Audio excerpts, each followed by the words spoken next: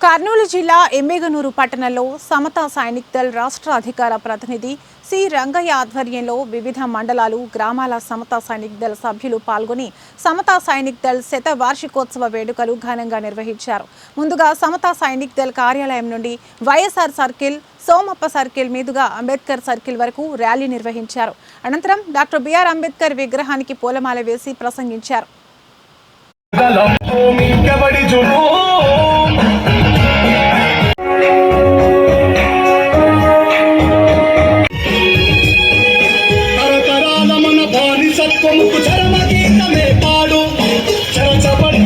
ముందుగా అందరికీ జై భీమ్.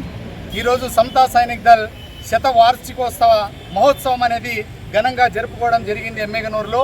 అదేవిధంగా బాబాసాహెబ్ అంబేద్కర్ గారు 1924 సంవత్సరం నుంచి ఇప్పుడు 2024 వరకు కూడా శత సంవత్సరంలో ఎంతోమంది సమతా సైనికులు జాతి కోసం, మన భారతదేశం కోసం ఎంతోమంది అమరులు కావడం కూడా సమతా సైనిక్ దళలో జరిగింది.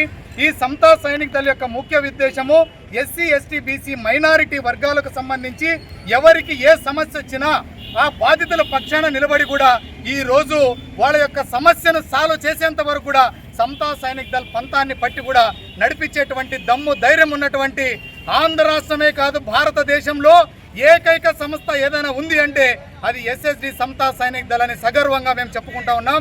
ఎందుకంటే గతం నుంచి కూడా దాదాపు